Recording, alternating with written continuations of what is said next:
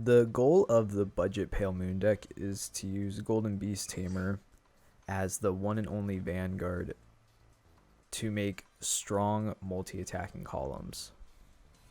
Now this deck list right here is unfinished, obviously. I had to use like all of my gems to craft the other two Golden Beast Tamers I have. As you can see, I'm not playing a fourth, but you need to be playing all four because if you don't ride her, it's really going to hurt. So because I had to use all my gems, I wasn't able to craft any more jugglers or mirrors. So make sure to fill in those slots. Now, since we're not playing Alice or Purple Trapezist, we have to make more use of Midnight Bunny and Demon Mirror. Now, they both have the same ability as Alice of when they hit the Vanguard, you can put them into Soul and call out another card that is not the same name as them. Obviously, Bunny is for boosting, though. Because of this budget downgrade, it is the most noticeable budget drop I've noticed because you really notice the awkward numbers this deck ends up making when going up against a lot of the tier 1 decks that have 11k Vanguard bodies, because you'll end up a lot of the times with a 13k rearguard and then Midnight Bunny behind it, which can only make 20. Golden Beast Tamer is obviously our boss monster for the deck. She has Restraint, which means she's not able to attack. To get rid of that Restraint, you have to Soul Blast 2. What that entails is the last 2 cards that have entered the Soul are going to be the ones that have Soul Blasted. So just realize that, so when you go to Soul Blast, you won't accidentally Soul Blast the cards that you're going to want later on to make your combos work. And that Restraint loss lasts the rest of the game. It is not like Brutal Jack where you have to keep doing it every turn. What makes her our boss monster is that she gives the rearguards in the front row plus 3k during your turn, which is going to make us have these multi-attack turns more doable and also be able to hit rearguards later on. She also has the bonus effect of when she's ridden, you can call a Chimera from your soul. That is either going to be the grade 2 Barking Chimera that we had, or because of the budget options, we're going to be playing 4 Mistress Hurricane. She doesn't really look like a Chimera, but she is. If she just happened to get into your soul somehow, or if she was your first ride, you're going to be able to call her out. And we also play Barking Manticore, which is also a Chimera. He's not as good as Hurricane Mistress in my opinion. They both have good Vanguard abilities as like backups. Barking is going to let you draw a card and then soul charge a card, and Mistress is going to be able to call out cards from your soul on ride. I think Mistress is going to be able to go more towards our game plan. And then we're playing 4 Dark Lord of the Pale Moon just to be able to make our columns more intimidating with possible hits. He's one of our only rearguards that is going to be able to get over those 21k bodies your opponent might accidentally get into with those defensive triggers. We play the 4 PGs, obviously. I'm playing 4 of the Soul Charging Juggler. Like I said already, 4 Midnight Bunnies because that's the budget choice of being able to make the multi-attacks. And then I'm playing 1 of the 8k body. This deck, more than any, will run into the problem of defensive triggers when your opponent's at the 11k going to the 21, and it just kind of shuts down your whole engine. So we have the 8k body here just to like help with those plays, but then when you play him, then you're mitigating the multi-attacks because then you're not able to use Midnight Bunny. With the grade 2s, I'm playing 4 Nitro Jugglers because when you use Golden Beast Tamer's Soul Blast 2 ability, it's going to run you dry on units that you're going to want to attack with for the multi-attack. So you're going to need Nitro Juggler to refill that pool of units that you're going to want to use. Demon Mirror is obviously here for the multi-attacking. Golden Beast Tamer is going to be able to call out a Chimera when she is ridden. So having Barking Manticore be the ride target on our grade 2 turn is really essential. When you cannot get Barking Manticore, you're going to want to go for Jumping Jill. Jumping Jill, you're going to want in the soul as soon as possible, because then when you go for the multi-attacks, she pops out, she gets the plus 3k, plus Golden Beast Tamer's plus 3k, makes it so she is a 15k attacker by herself, so she will be able to hit anything on the board. And then if you have a good booster with her, like Midnight Bunny, 15 plus 7 equals 22. So that is like one of the only 22 columns that we can make in the deck. We are playing the Counterblast 1, put it into Soul, search top 5 for grade 3 in this deck, because like I said, we need Golden Beast Tamer. So this gives us a more consistent way to get to her, and it also gives us more cards to Soul Blast with and use for our combos later. We play 9 draws and 4 heals. The reason we play the draws is because we're going to be getting low on resources very quickly. So being able to have a backup plan when our combos aren't going to be able to go off is very essential. Also, being able to draw into our pieces is very needed. And since we're not playing any crits, that's going to be able to make openings where you're going to be able to attack with your Vanguard. Because Golden Beast Tamer, she does not give 3k to herself. She only gives it to the rear guards. So what you can do is never have a unit behind her and have her be the one that swings in on the rear guards, and then have the rear guards be able to have the big bodies and swing in at the Vanguard. Other budget options, as I said before, you can play around with your ratios of Barking Manticore and Mistress Hurricane. I would stray away from using Dark Illusionist.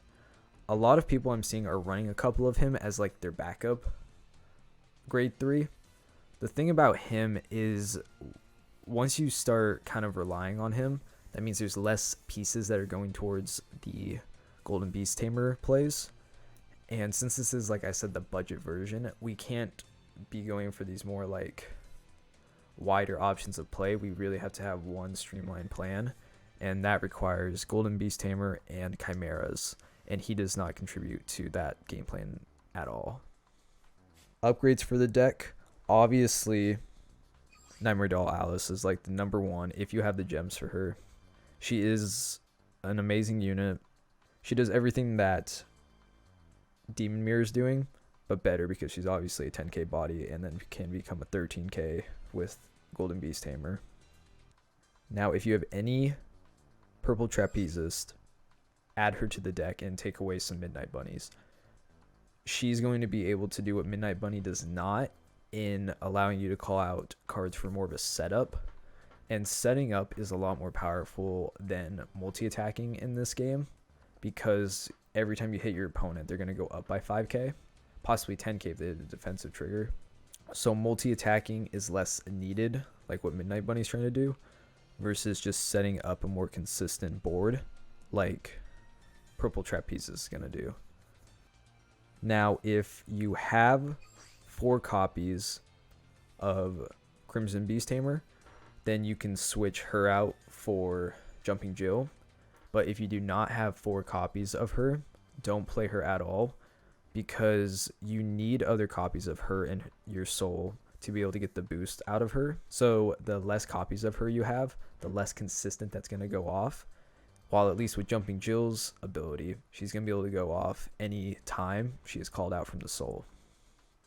So when it comes to this whole multi-attacking combat phase calling that we're doing with this deck, Jumping Jill is a lot more consistent than 2 or 3 copies of Crimson Beast Tamer. Now, my thoughts on the deck is it's a very fun deck to play. Now, like the last week that I've been playing it, I've had a lot of fun trying to do like the math and the combos in my head. But when it comes to the actual execution of it, I don't seem to have like the big brain to be able to make the big brain moves that this deck requires. The more triple rares you have, like the more Nightmare Doll Alices and the Purple Trapezist you have, it's going to add the level of consistency the deck needs. So the fact that we're playing this budget version without those, it just means you're going to have to be able to make bigger brain plays, which in turn makes the difficulty higher. Now the deck offers amazing waifus. Like, my girlfriend loves this deck. She has played Pale Moon since the day we started playing. She's more of a Lukier fan, like a lot of you are. So, to be honest, unless Pale Moon is like your main deck, I would stray away from it until you start getting more of those triple rares, just because it's just a really difficult deck to play. I'll add a replay of a game I played against Perfect Risers, where I felt like there were 2 turns in particular where if I made a smarter play, I probably could have won. But because I was paying more attention to like as many multi-attacks as I could, I missed the more optimized plays. So we're playing against Novas.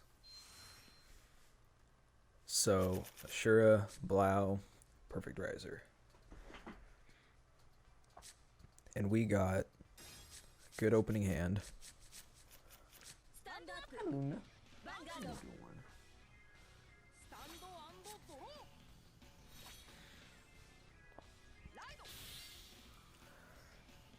I take it by the fact that he's playing Burst Riser that he's playing Perfect Riser. So we're gonna go there.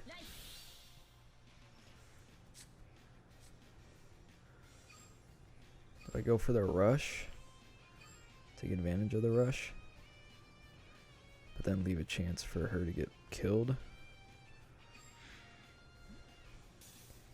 No, because we really need her, like, to not die, so we'll hold off on that.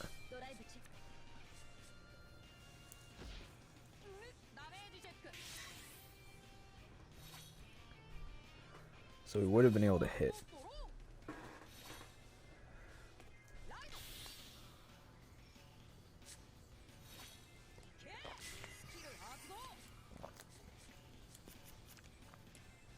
But the fact that he's laying all these cards shows me that he would have been able to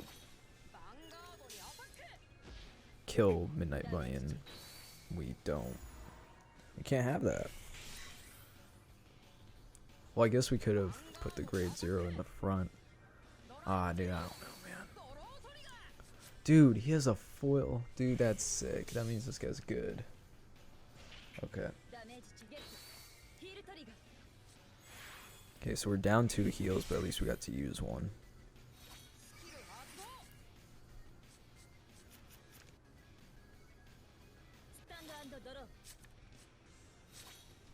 Okay, we're gonna ride the Chimera.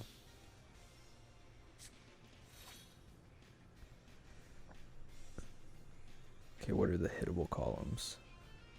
This can hit there, hit the rear guard. He can hit by himself.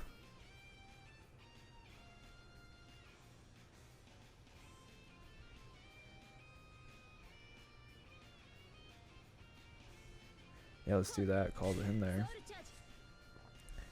And we'll call Midnight Bunny there. Call him there. Battle.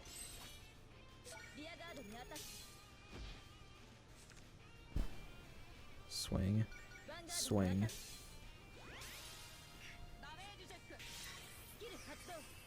Calling out the jumping Jill, right? Is that the play we want? Yeah, this is the play we want. She's gonna get the plus 3k. So that means if this can hit, we can get a trigger right here. Damn.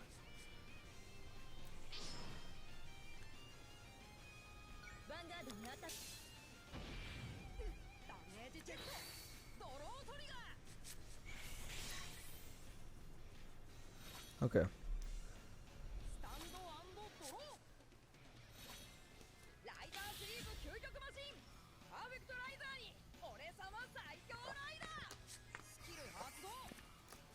Oh wait, what was I thinking? We could have swung Vanguard at the rear guard, then rear guard at Damn it. Could have hit him one more time. And that's a totally misplay on my part.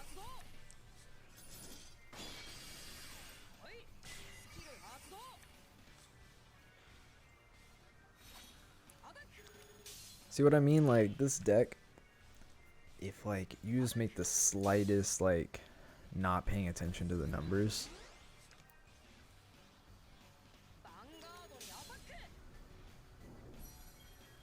Okay. Oh.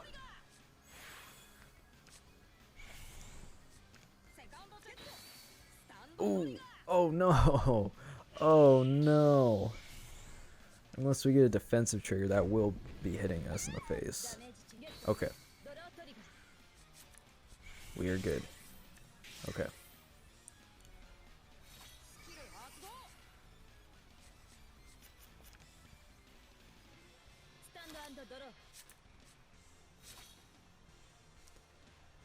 Ride the Golden Beast Tamer.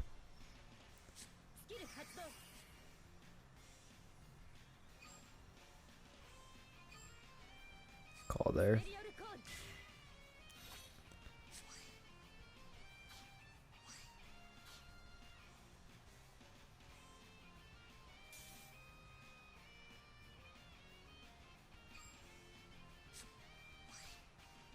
Call. That's Soul Charge. Soul Blast 2.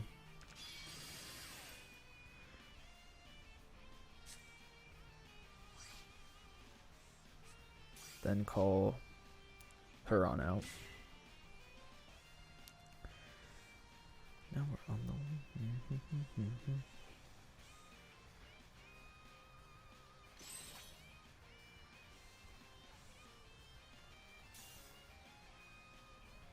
Send that there. Is that a good call? 17 versus 17. Yeah, it's the same.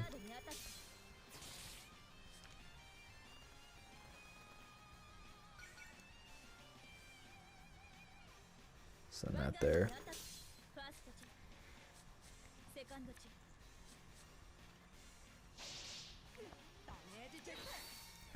Oh, man. And that column's not going to hit.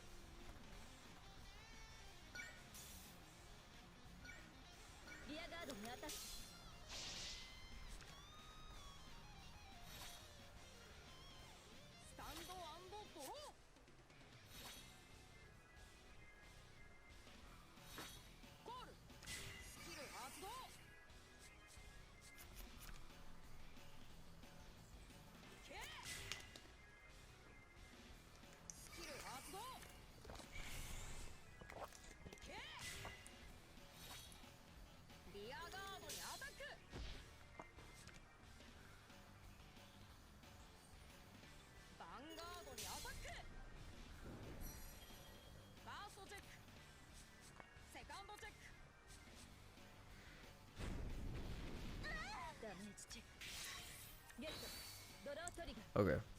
Sweet.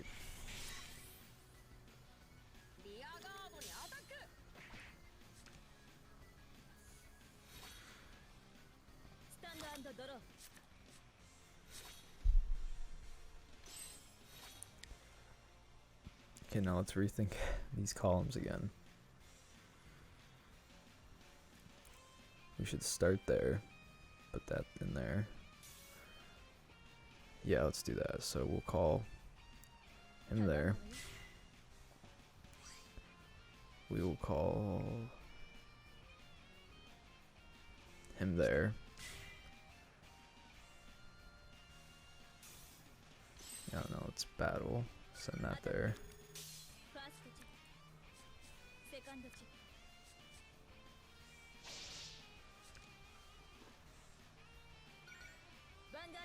Send that there.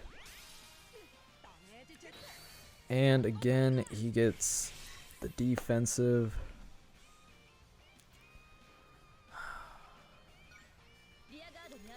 Just every time, dude.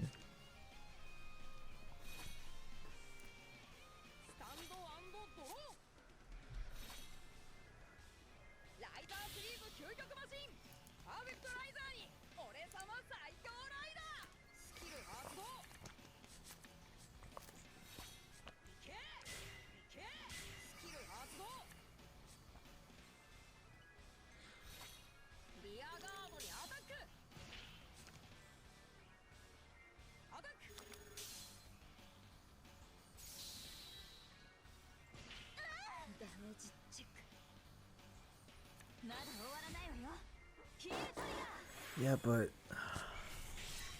still finishes us.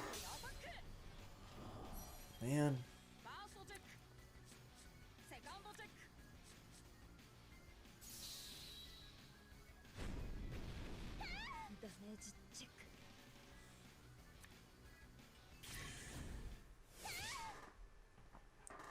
That was still a good game. I just misplayed a lot. Like a lot. I think that's like a good example though of like how difficult this deck can be though.